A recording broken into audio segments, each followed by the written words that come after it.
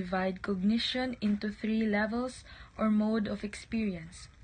These are the prototaxic, parataxic, and syntaxic. These levels of conditions refers to ways of perceiving, imagining, and conceiving. The first level of cognition is the prototaxic level. It is the earliest and the most primitive experience of an infant take place on a prototaxic level. These experiences cannot be communicated to others and they are difficult to define. Example: imagine the earliest subjective experiences of a newborn baby. The experiences must somewhat relate to the other zones of the body. A neonate feels hunger and pain, and these prototaxic experiences result in observable action, sucking or crying. The infant doesn't know the reason of the action and sees no relationship between these actions and being fed. Prototaxic events are beyond conscious recall. In adults, prototaxic experiences take the form of momentary sensation, images, feelings, moods, and impressions. The images of dreams and waking life are dimly perceived or completely unconscious. Even if people can't communicate well the images to others, they can still say that they just have strange feeling without knowing how to put it into words. The next level of cognition is the parataxic level. These are experiences that are prelogical and usually result when a person assumes a cause and effect relationship between two events that occur coincidentally. These cognitions are more clearly differentiated than prototaxic experiences, but the meanings remain private. In other words, it can only be communicated only in a distorted fashion. Example: child is conditioned to ask please in order to receive candy. If please and candy occur to a number of times, the child may eventually reach the illogical conclusion that her supplications caused the candy's appearance. The conclusion is called parataxic distortion. It is an illogical belief that a cause-effect relationship exists between two events in close temporal proximity. Whenever a child utters the word please, it won't cause the candy to appear, but there should be a person present and who's willing to grant the request. If none, then the child would ask God or any imaginary people to grant favors. The last level of cognition is the syntaxic level. These are the experiences that are consensually validated that can be symbolically communicated, take place on a syntaxic level. This type of experiences are those on whose meaning two or more persons agree. Example: words are consensually validated because different people more or less agree on their meaning. Common symbol people use to communicate are those of language, words, and gesture. He said that the instance syntaxic cognition appears whenever a sound or gesture begins to have the same meaning for parents as it does for the child. It became more prevalent as the child begins to develop formal language, but it never completely supplants prototaxic and parataxic condition. Good day, everyone. I am Christian Verdeos, reporting for the stages of development according to Sullivan's interpersonal theory. Sullivan postulated 7 epochs of or stages of development in which we were about to discuss today. Each of these stages has a crucial information to the human personality according to him. The interpersonal relation runs throughout these stages from infancy to adulthood. These 7 stages are infant, childhood, juvenile era, pre-adolescence, early adolescence, late adolescence, and adulthood. In infant, ages from 0 to 2 years old. Significance: mother. Interpersonal process: tenderness. Learning: good and bad. We all know what infant is. It is a very young child or a baby. Infants begin at birth at about age 8 to 24 months. In significance others, mothers, infants cannot survive without a mothering one to provide food, shelter, moderate temperature, physical contact, and cleansing of the waste material. Interpersonal process, Sullivan believed that an infant becomes human through tenderness received from the mothering one. Infant first anxiety. The infant's first anxiety is always associated with the nursing situation and the oral zone because the empathic linkage between mother and infants leads to the development of anxiety of the baby. For instance, her anxiety may transfer to the baby from any form of variety of experiences. When the baby is crying, the mother will get panic and assumes that the baby is hungry. She feeds already the baby. However, the baby continued to cry. The tensions that the mother feels will be transferred to the baby and becomes anxiety. So whenever infants feel anxious, which conditions originally transmitted to it by their mother, they will try whatever means to reduce the anxiety. An infant expresses both anxiety and hunger through crying. The mothering one may mistake anxiety for hunger and force the nipple onto the anxious but not hungry infant. So the infant's learning. So the infants learns good and bad. The infants develop dual personality of a mother, seeing her as both good and bad. The mother is good when she satisfies the baby's needs and bad when she stimulates anxiety. So both are learned through imitation. So we're done with infants and now let's move on to childhood. So ages from 2 to 6 years old and significance. Others is parents and interpersonal process, living with peers and learnings is syntactic language. Awesome! We're done with childhood and now let's move on to juvenile era. So ages from 6 to 8.5 years old, significant others, playmates, interpersonal process, living with peers, learnings, compositions, um, competitions, and cooperations. Parents during this stage, the mother remains the most significant other person, but her role is different from what it was in infancy. The dual personification of mother are now fused into one, and the child's perceptions of mother is more congruent with the real mother. Nevertheless, the good mother and the bad mother personifications are usually retained on the parasitic level.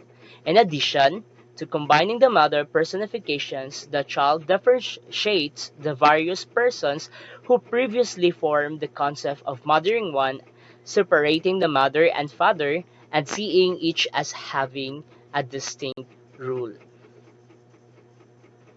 So in interpersonal process of childhood, the imaginary playmates. Besides their parents, preschool age children often have one other significant relationship, an imaginary playmate. The eidetic friend enables children to have a safe, secure relationship that produces little anxious. Parents sometimes observe their preschool age children talking to an imaginary friend, calling the friend by name, and possibly even insisting that the extra place be set at the table or space be made available in the car or the bed for this playmate.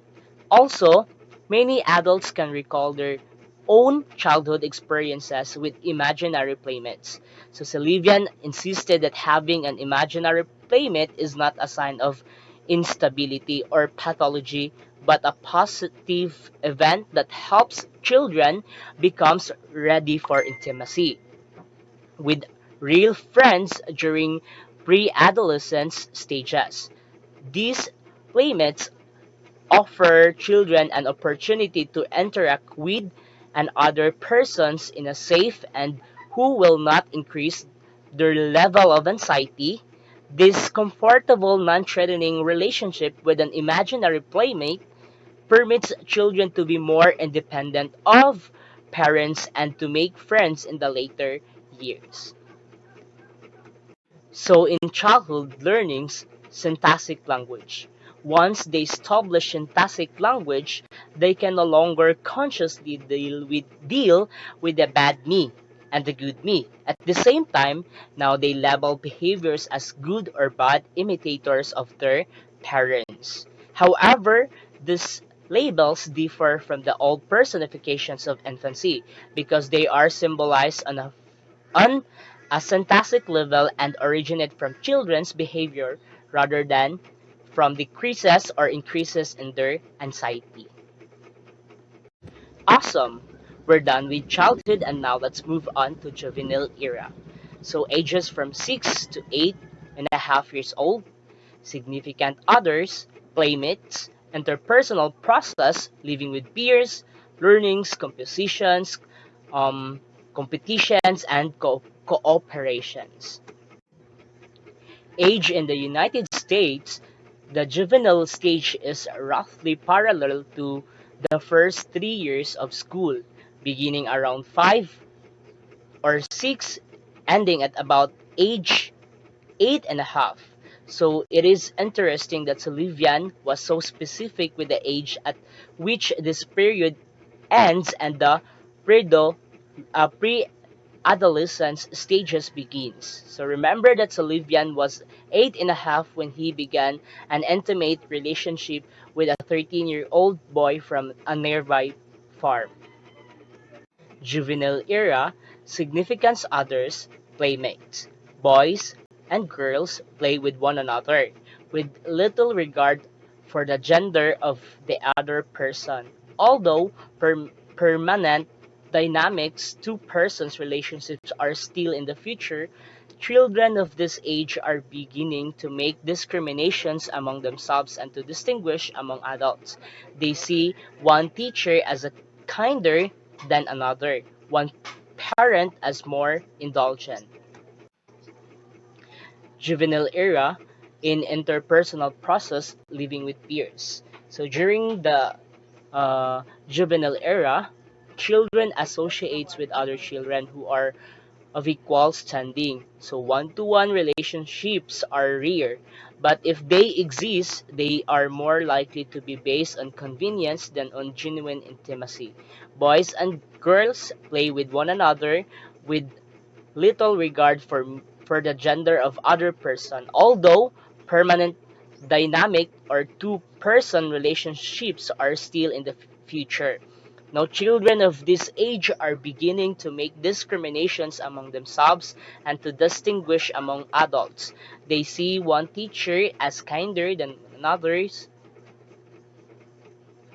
Juvenile era learnings, competitions, compromise, and cooperations. So, competitions, many children believe that they must be competitive to be successful. Compromise can be overdone. Now, a 7-year-old child who learns to continually give in to others is handicapped in socialization process, and this yielding trait may continue to characterize the person in later life.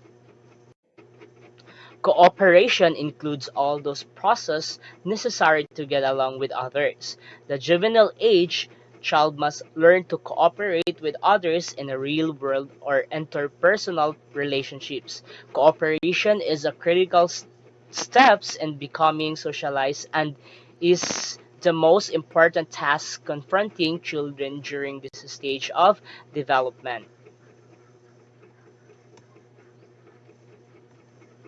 So by the end of juvenile stage, a child should have developed and by the end of juvenile stage, A child should have developed an orientation toward living that makes it easier to consistently handle anxiety, satisfy zonal and tenderness needs, and set goals based on a memory and foresight. These orientations toward living readies a person for the deeper interpersonal relationships to follow. So those are the first three stages of development according to Sullivan, and the rest four stages will be discussed by my groupmate Julie. Thank you, everyone. Pre-adolescence. This stage starts at the age of 8.5 up until 13 years old.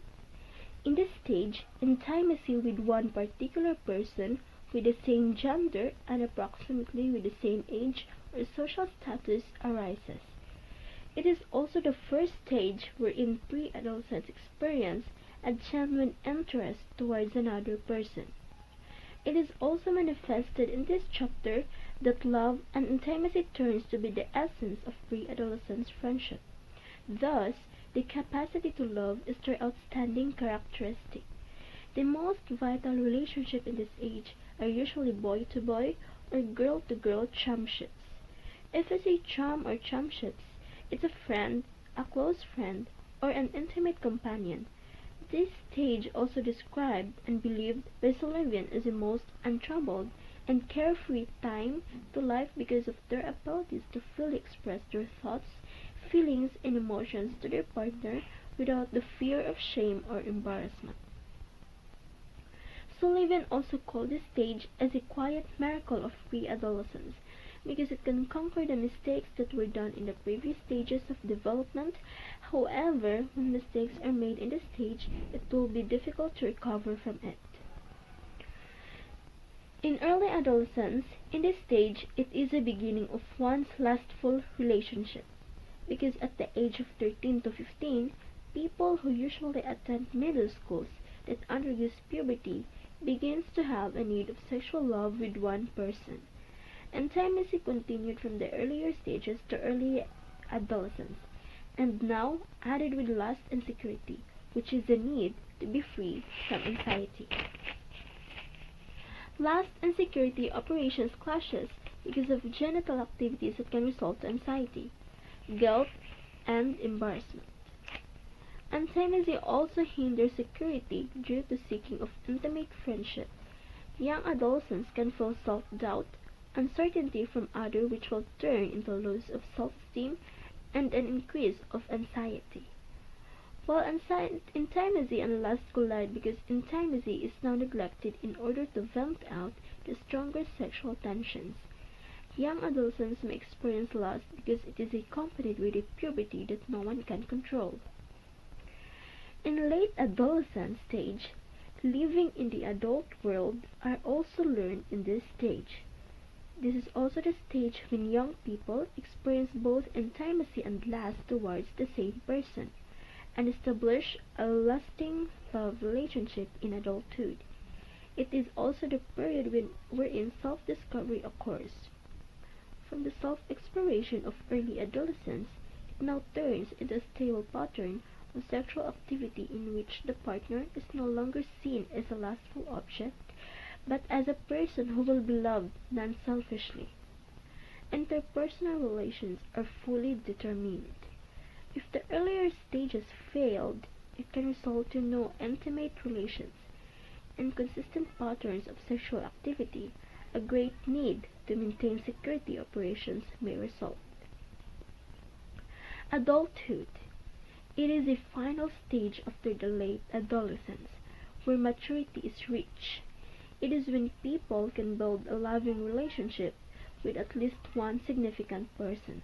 They are observant of other people's anxiety, needs, and security. They were able to find love interesting and exciting. Psychological disorder. All psychological disorders have an interpersonal origin and must be understood with reference to social environment. Deficiencies found in psychiatric patients are found in every person to a lesser degree.